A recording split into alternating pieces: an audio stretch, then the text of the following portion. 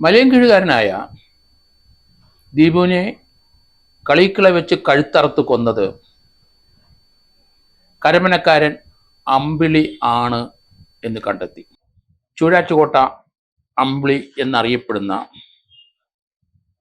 ഇയാള് വളരെ നാളുകളായി 2-3 പതിറ്റാണ്ടുകളായിട്ട് കൊട്ടേഷൻ വാങ്ങും അത് നടപ്പാക്കുന്ന ആളാണ്. ചൂഴാറ്റുകോട്ട അമ്പിളി എന്നാണ് അറിയപ്പെടുന്നത്. 57 വയസ്സുണ്ട്. തമിഴ്നാട് പോലീസ് അയാളെ കസ്റ്റഡിയിലെടുത്തു. ആരാണ് ഈ ചൂഴാറ്റുകോട്ട അമ്പിളി? അയാളുടെ പഴയ ചരിത്രങ്ങൾ നോക്കുമ്പോൾ 2-3ഓളം കൊലക്കേസ് പ്രതിയാണ്. വളരെയധികം ആൾക്കാരെ വെട്ടിപ്പരിക്കേൽപ്പിച്ചിട്ടുണ്ട്. മരിക്കാത്ത പലരും ആ കേസ് മുന്നോട്ട് കൊണ്ടുപോകാതെ ഇരിക്കുകയാണ് ഇയാളെ പേടിച്ചിട്ട്. 50-50ഓളം കേസുകളുണ്ട്. പല കേസുകളും ഒത്തുതീർപ്പിലായി പോയിട്ടുണ്ടാവും. ചില കേസുകളൊക്കെ ശിക്ഷിച്ച് ജയിലിൽ കിടന്നു. ഈ കഴിഞ്ഞ കുറെ നാളുകളായി അയാൾ കരൾ രോഗ ബാധിതനാണ് എന്ന് പറയുന്നു. പഴയ പോലെ അയാൾക്ക് വെട്ടാനും കൊല്ലാനും ഒന്നും പറ്റില്ല. ഏതായാലും പണമുള്ളവരെയും അതുപോലെ ക്രഷ് നടത്തുന്നവരെയും അങ്ങനെയുള്ള പണക്കാരെ തന്നെ നോക്കി അവരെ ഇന്ന് ഗുണ്ടായുസത്തോടെ പണം ഈടാക്കുന്ന വ്യക്തി തന്നെയാണ് ചൂഴാറ്റുകോട്ട അമ്പിളി. ആക്രി കച്ചവടമൊക്കെയാണ് ചെയ്യുന്നത് മെയിനായിട്ട്. പല വാഹനങ്ങളും അത് പൊളിച്ചു വിൽക്കുകയും അത് വാഹനങ്ങൾ CC പിടിക്കുകയും അങ്ങനെയുള്ള ധാരാളം കുറ്റകൃത്യങ്ങൾ ചെയ്ത് വളർന്നു വന്ന ഒരാളാണ് ചൂഴാറ്റുകോട്ട അമ്പിളി. ഇയാള് ആദ്യത്തെ കൊലക്കേസ് പല കൊലക്കേസും ചെയ്തിട്ടുണ്ടാവും. ഇയാൾ പിടിക്കാതെ പോയിട്ടുണ്ടാവും. കാരണം ഇപ്പോൾ നടന്ന കഴുത്തറുത്ത കൊലപാതകം CCTV ഉള്ളതുകൊണ്ട് മാത്രമാണ് ഇയാളിലേക്ക് കേന്ദ്രീകരിച്ചത്. അല്ലെങ്കിൽ ആ കേസ് തെളിവില്ലാതെ പോയേനെ. ഇയാള് നേരത്തെ ഗുണ്ടാസംഘമായി നടക്കുന്ന സമയത്ത് എതിർ ഗുണ്ടാചേരിയിലുള്ള പല ആൾക്കാരുമായിട്ടുള്ള ശത്രുതയുണ്ട്. ഇയാളെ കൊല്ലുമെന്ന് കരുതിയ വളരെ കുപ്രസിദ്ധനായ ഒരു ഗുണ്ടയാണ് മൊട്ട അനി എന്ന് വിളിക്കുന്നത്. കരമന അതുപോലെ പാപ്പനംകോട് ഭാഗത്തൊക്കെ മൊട്ട അനി വളരെ സജീവമാണ്. ഇയാൾക്കൊരു ഭീഷണിയായി. ചൂഴാറ്റുകോട്ട അമ്പിളിയെ തട്ടുമെന്ന് തോന്നിയപ്പം ഇയാള് മൊട്ട അനിയെ കൊലപ്പെടുത്തി. ഇയാളും സംഘവും പോയി അയാളെ വെട്ടിക്കൊന്നു. അത് തിരുവനന്തപുരത്ത് വലിയ വാർത്തയായിരുന്നു അന്ന്.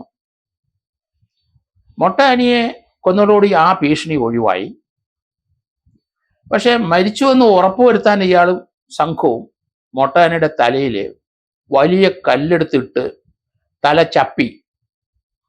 അങ്ങനെയാണ് ആ കൊലപാതകം നടത്തിയത്. അതിനുശേഷം വീണ്ടും ഒരു ഗുണ്ടാ നേതാവ് എന്ന രീതിയിൽ തന്നെ അമ്പിളി നടന്നു. ഇയാൾക്ക് വീണ്ടും ഒരു ശത്രു വന്നു. 2011 തങ്കുട്ടൻ, ചൂഴാറ്റുകോട്ടയിലെ തങ്കുട്ടൻ എന്ന് പറഞ്ഞ ഒരാള് അത് അമ്പിളിയെ കൊല്ലും എന്ന് ഉറപ്പായി. തിരിച്ച് അയാളെ പോയി കൊന്നു. അയാൾ അതിശക്തിമാനാണ്. അതുകൊണ്ട് ബോംബെറിഞ്ഞ് താഴെ വീഴ്ത്തി പിന്നീട് വെട്ടിക്കൊല്ലുകയായിരുന്നു. അത് 2011. അത് രണ്ടും തിരുവനന്തപുരത്തെ ഞെട്ടിച്ച കൊലപാതകങ്ങളാണ്. ഗുണ്ടകൾ തമ്മിലുള്ള കൊലപാതകമാണ്. ഇപ്പോഴേ ദീപുവിനെ കൊലപാതകം ആ CCTV ഇല്ലെങ്കിൽ ഒരിക്കലും തെളിയാൻ സാധ്യത വളരെ കുറഞ്ഞതാണ്. അത്ര ക്ലിയർ ഓപ്പറേഷനാണ്. എങ്ങനെയാണ് ഓപ്പറേഷൻ നടത്തുന്നതെന്ന് കൃത്യമായി അമ്പിളിക്ക് അറിയാം. ഇയാളെ ഭീഷണിപ്പെടുത്തി പണം വേണമെന്ന് പറഞ്ഞു. ആ മൂക്കുന്നി മലയിലെ ക്രഷർ പുനരുദ്ധരിക്കാനായിട്ട് ശ്രമിച്ചു. മൂക്കുന്നി മലയിലെ ഈ കൊലപാതകത്തിന് 3-4 ദിവസം മുമ്പ് ദീപുവിനെ പോയി കണ്ടു. മരണത്തിന് 2-3 ദിവസം മുമ്പ് ദീപു കരമ്പനെ പോയി തന്നെ തൻ്റെ അമ്മയെ കണ്ടതായിട്ട് പറയുന്നു. ആ സമയത്തും ഇയാൾ അപ്രോച്ച് ചെയ്തിട്ടുണ്ടാവും. നിരന്തരം ദീപുവിനെ വിളിക്കും, ഭീഷണിപ്പെടുത്തും. 50 ലക്ഷം രൂപ ആവശ്യപ്പെട്ടിരിക്കാം. പക്ഷേ ദീപു പൊള്ളാച്ചിയിലേക്ക് പോകുന്നു എന്നുള്ള വിവരം ഇയാൾ മനസ്സിലാക്കിയിട്ടുണ്ടാവും. അത് സംസാരത്തിൽ വന്നിട്ടാട്ടെ ഞാൻ ഇന്ന സ്ഥലം വരെ പോവുകയാണ് എന്നൊക്കെ പറഞ്ഞിട്ടുണ്ടാവും. പക്ഷെ കൃത്യമായിട്ട് ഇയാൾ പോകുന്ന വിവരം അമ്പിളിക്ക് അറിയാം. അതെങ്ങനെ കണ്ടുപിടിച്ചു എന്നുള്ളത് പോലീസ് അന്വേഷിച്ച് കണ്ടുപിടിക്കേണ്ട കാര്യമാണ്. ഏതായാലും നെയ്യാറ്റിൻകരയ്ക്കും കളിയിക്കുവിളയ്ക്ക് ഇടയ്ക്ക് അയാളുടെ വാഹനത്തിൽ അമ്പിളി കയറി. അതെങ്ങനെ കയറിപ്പറ്റി? ഇയാൾ 10 ലക്ഷം രൂപയുമായിട്ട് പോവുകയാണ്. ഇവനെ കാറിൽ കയറ്റിയ പ്രശ്നമാകും എന്ന് തോന്നിയിട്ടുണ്ടാവും. പക്ഷേ ഒറ്റയ്ക്കാണ്. അയാൾക്ക് രോഗമുള്ള ആളാണ്. പ്രായമുണ്ട്, 57 വയസ്സുണ്ട്. അതൊക്കെ കരുതിയിട്ട് വഴിക്ക് കൈ കാണിച്ചപ്പം ചിലപ്പം കയറ്റിയിട്ടുണ്ടാവാം. പക്ഷെ ഏത് സാഹചര്യത്തിലാണ് കാറിൽ കയറിപ്പറ്റിയെന്ന് നമുക്കറിയില്ല. അത് കളിയുക്കിളയ്ക്ക് അടുത്ത 1/2 കിലോമീറ്റർ ഇപ്പുറത്ത് റോഡിന്റെ സൈഡിൽ വാഹനം ഒതുക്കി നിർത്തിയ സാഹചര്യം എന്താണെന്നും നമുക്കറിയത്തില്ല. പക്ഷെ ഒരാളുടെ സഹായം ഇതിനകത്തുണ്ടാവും. അത് ബോണറ്റ് ഒരാൾ പൊക്കി വെച്ചിട്ടുണ്ട്. ഈ കൊലപാതകം ചെയ്യുന്ന അറിയാതെ ഇരിക്കാൻ അത് സ്റ്റോൺ കട്ടർ ഉപയോഗിച്ചിട്ട് തന്നെ ക്ലീനായിട്ട് ആ കഴുത്ത് മുറിക്കുകയാണ് ചെയ്തത്. അയാൾ ഇനി ജീവിക്കാൻ പാടില്ല.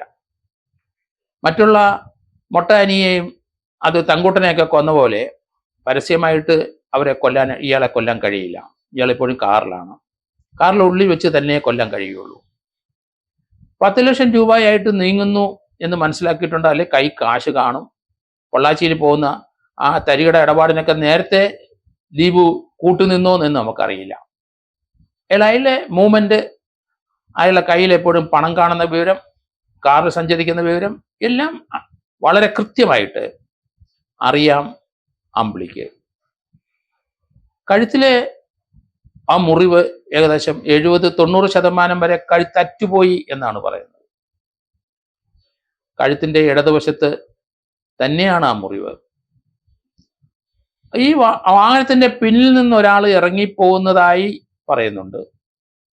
എന്തായാലും രണ്ടുപേരുടെ സഹായമില്ലാതെ ഈ കൊലപാതകം നടത്താൻ കഴിയില്ല. കൊലപാതകം അല്ലെങ്കിൽ കഴുത്ത് കണ്ടിക്കുമ്പം ബോണറ്റ് പൊക്കി വെക്കാൻ ഒരാൾ വേണം, ഒരു മറവ്. അത് തീർച്ചയായിട്ടും രണ്ടുപേരിലേക്ക് ചെന്ന് എത്തും എന്ന് കരുതാം. എങ്കിലും പ്രോബബിൾ തിയറി അനുസരിച്ച് ഒരാൾക്ക് ചെയ്യാൻ കഴിയും.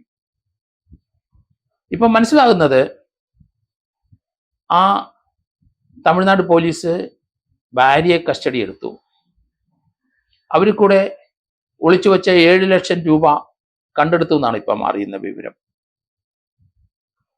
ഈ കേസിനെ സംബന്ധിച്ചിടത്തോളം ഇതിന്റെ നാൾവഴികളൊക്കെ പരിശോധിച്ചു കഴിഞ്ഞാൽ ദീപുവും ഈ കൊട്ടേഷൻ നേതാവ് അല്ലെങ്കിൽ കൊട്ടേഷൻ ലീഡർ അമ്പിളിയും തമ്മിൽ നല്ല ബന്ധമുണ്ട്.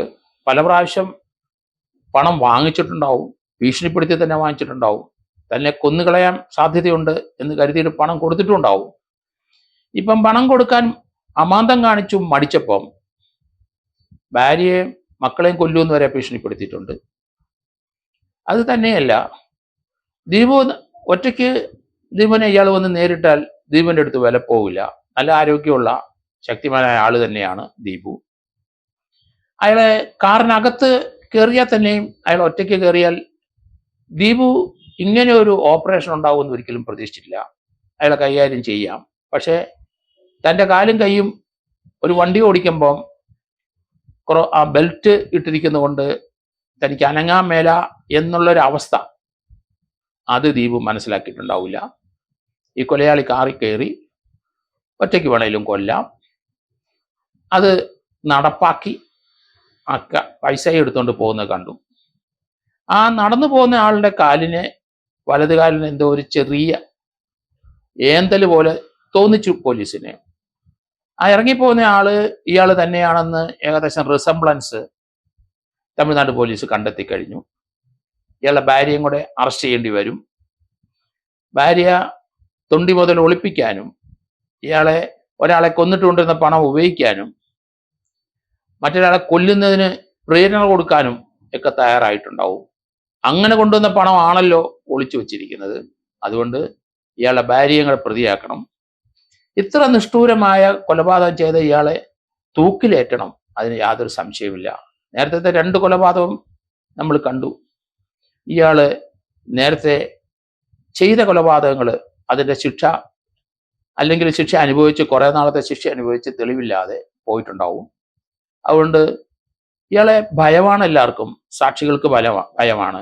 ഇയാളെക്കാട്ടിലും ശക്തരായ ഗുണ്ടകൾക്ക് ഭയമാണ്. അതുകൊണ്ട് കേസുകൾ പലതും വിട്ടുപോകും. പക്ഷേ ഇത്തവണ പെട്ടു. ഇയാളെ തീർച്ചയായിട്ടും എത്രയും പെട്ടെന്ന് അന്വേഷണം പൂർത്തിയാക്കി കുറ്റച്ചാർജ് കൊടുത്ത് ഇയാളെ ശിക്ഷിപ്പിക്കുക മാത്രമല്ല, ഇയാളെ തൂക്കിലേട്ടേണ്ട വ്യക്തി തന്നെയാണ്. മനുഷ്യനോട് യാതൊരു ബഹുമാനവും ഇല്ലാത്ത, നിഷ്ഠൂരമായി മനുഷ്യനെ കൊല്ലുന്ന ഇതുപോലുള്ള നീചന്മാർക്ക് സമൂഹത്തിൽ സ്ഥാനം വേണ്ട. തീർച്ചയായിട്ടും അയാളെ ക്യാപിറ്റൽ പണിഷ്മെന്റ് തന്നെ അർഹനാണ്. ആ രീതിയിൽ നടത്തണം. ഈ കേസിന്റെ സ്വഭാവം വെച്ച് നോക്കുമ്പം ഇതുപോലെയുള്ള പല ഓപ്പറേഷനും ഇയാൾ ചെയ്തിട്ടുണ്ടാവും, പിടിക്കപ്പെട്ടിട്ടുണ്ടാവില്ല. ഈ കേസിന്റെ പ്രത്യേകത അതാണ്. CCTV ഉള്ളതുകൊണ്ട് മാത്രം ഇയാളിലേക്ക് അന്വേഷണം വന്നു. അല്ലെങ്കിൽ വേറെ പല രീതിയിൽ അന്വേഷണം മാറിപ്പോയേനെ. ഇപ്പം തന്നെ അയാള് താന് പിടിക്കപ്പെട്ടപ്പം കുറ്റം ഏറ്റു പറഞ്ഞു. പക്ഷേ തൊണ്ടി കൊടുക്കാൻ തയ്യാറായില്ല. ആ കത്തി ഏതാണെന്നും ഇതുവരെ പോലീസിനോട് ഡിസ്ക്ലോസ് ചെയ്തിട്ടില്ല എന്നാണ് ഞാൻ കരുതുന്നത്. ആ സ്റ്റോൺ കട്ടർ തന്നെയായിരിക്കും. കാറിനകത്ത് ഒരു കത്തിയുടെ ഒരു പകുതി ഒടിഞ്ഞു കിടപ്പുണ്ട് എന്നും പറയുന്നുണ്ട്. എന്തായാലും ഈ ഒരു കൊലപാതകം അതിനിഷ്ഠൂരമായ കേരളത്തിലെ കൊലപാതകങ്ങളിൽ ഒന്നാണ്. അതുകൊണ്ട് ബോർഡറിൽ നടന്ന ഈ സംഭവം കേരള പോലീസും ശ്രദ്ധിക്കണം. ഇതുപോലുള്ള ഗുണ്ടകൾ ധാരാളം പേര് ഇപ്പോൾ വെളിയിൽ നടക്കുന്നുണ്ട്. നിഷ്ഠൂരമായ പല കൊലപാതകവും നടത്തിയവരും ജാമ്യത്തിലാണ്. അവരുടെയൊക്കെ ജാമ്യം ക്യാൻസൽ ചെയ്ത് ട്രയൽ നടത്തി ഇങ്ങനെയുള്ളവരെ ലൈഫ് ലോങ് മരണം വരെ അവരെ ജയിലിലിടാനായിട്ട് കേരള പോലീസ് ശ്രദ്ധിക്കണം എന്ന് തന്നെയാണ് എൻ്റെ അഭിപ്രായം.